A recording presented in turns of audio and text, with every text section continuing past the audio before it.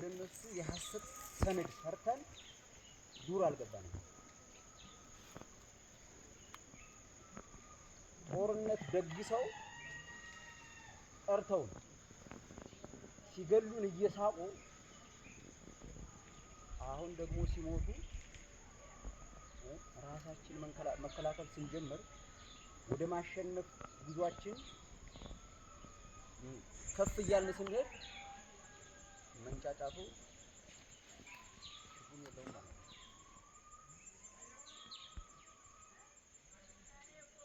የምንታገለውም በጠላቶቻችን የሙገሳ ሙሾ ለመስማት አይደለም፣ የወገኖቻችን በደል ለመቅረፍ ነው። ስለዚህ ማንም ወደደውም አልወደደውም ጣመውም አልጣመውም የትግላችን መሰረት ግፍ ነው፣ በደል ነው። መጨረሻው እንደ ብሔርም እንደ ሀገርም ፍጹም ነፃነት ማንም ሰው ሊያስቆመን አይችልም። ቢቻል በጊዜ ሁላችንም ነቅተን ተባብረን መሬት ላይ ላለው እውነት ሀቁ ብንተባበር ጥሩ። ካልሆነ ግን ነፃነት የብዙዎች ጋጋታ ሳትሆን የትንሽ ቆራጦች ውጤት ስለሆነች እናሸንፋለን።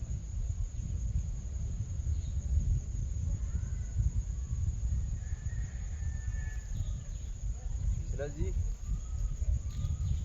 ከዚህ በላይ የሚያግባባን ከዚህ በላይ አንድ የሚያደርገን በደል አይኖርም። ይህንን በደል ሁላችንም የራሳችን አድርገን ገዝተን ለጋራ ነፃነታችን በጋራ እንቁም እላለሁ።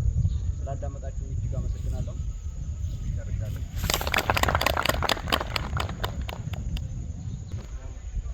እንግዲህ እስካሁን ድረስ ያስተዋየነው የመጀመሪያው የትግላችን መንፈስ ትግሉ ከተጀመረ 33 ወራትን አስቆጥሯል። እንግዲህ ከዛን እስከ እዚህ ድረስ ባለንበት የትግል ጉዞ ያሉ ተግዳሮቶች የተስተዋሉ ችግሮችን ከእናንተ ከምሁራኑ እንፈልጋለን። እናንተ ሀሳብ አምጡና እነዛን ተግዳሮቶች ንገሩን። ከአሁን በኋላ ሲጀመርም ሲወጠንም በእውነት የተመሰረተ ድርጅት ነው። በእውቀት የተመሰረተ ድርጅት ነው። በዚህ ልክ ነው የምንቋጨው። በእውነት የተመሰረተ ድርጅት ደካሞች አይመሩትም፣ ደናቁርቶች አይመሩትም። የሚመራው ማን ነው? እናንተ ናችሁ።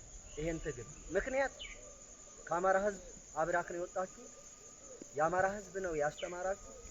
የአማራ ሕዝብ በባዶ እግሩ እየሄደ የአማራ አርሶ አደር አስተምሮ ዛሬ የዚህን ሀያልና ገናና ሕዝብ ታሪክ ልዕልና እሴት መመለስ አለብን። የምንመልሰው እናንተም በእውቀት ታጋይም በአፈሙዝ ማለት ነው። አፈሙዝ ሲጀመር እውቀት ነው ትግሉን ሊያሻግረው የሚችለው እንጂ አፈሙዝ ብቻ ትግሉን ያሻግረው። እውቀት ሲጀመር አፈሙዝ። ነገ ተረካቢም እናንተ ናችሁ። እኛ ሻማ ለኳሾች ነው። ለኩሰነዋል። ትግሉ ሻማ እየበራ ይቀልጣል። ቅድም ወንድሜ እንዳላችሁ ፋኖነት እኔ ላብራ አንተ ብላ ነው። እያበራና እናንተ ትበላላችሁ። ጠንክራችሁ ጎን ተሰልፋችሁ የተቻላችሁ መስራት አለባችሁ። የተቻላችሁ አፈሙዝ ይዛችሁ ታካሄዳችሁ ምትገበህ ተታቆሳል። ትግል እዚህ ያለው ተማሪ የአማራን ህፃናት አስተምራችሁ ካበቃችሁ የትግል ግብርና ባለሙያው ህብረተሰቡ በሙያ ጠንክረህ ከጎኑ ሆነህ ታገዝከው ይሄ ትግል ነው። መታገል እችላለሁ ከፋኖ ጎን መቀላቀል እችላለሁ የሚል ካለ ምሁራን ቤታችን ክፍት ገብቶ መቀላቀል መታገል። ነገር ግን አማራንን ለሆዳችን አለ። ምክንያቱም ፈሪ ሆዳም ምክንያት ሞትን ይፈራል፣ መብላት ይፈልጋል። ሲኖር ነውና የሚበላ ማለት ነው። ጀግና ግን ለሆዱ አይደለም። ጀግና የሚሞተው ለማን ነው? ለነፃነት፣ ለሀገሩ፣ ለህዝቡ ይሞታል ማለት ነው።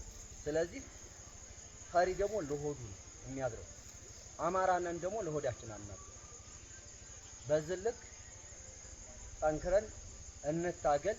እስካሁን ድረስ ቅድም እንዳልኳችሁ የተነሱ የታዩ የተስተዋሉ እኔ ጀርባዬ አይታይም። የኔን ጀርባ ማን ነው የሚያየው? እናንተ ማለት ነው። እኔን ስል ፐርሰናል እኔን አይደለም ድርጅቱ እያንዳንዱ ማለት ነው። የድርጅቱ ገምጋሚ እናንተ ነው። ድርጅቱን እንደ ድርጅት የምታቆሙት እናንተ ናችሁ።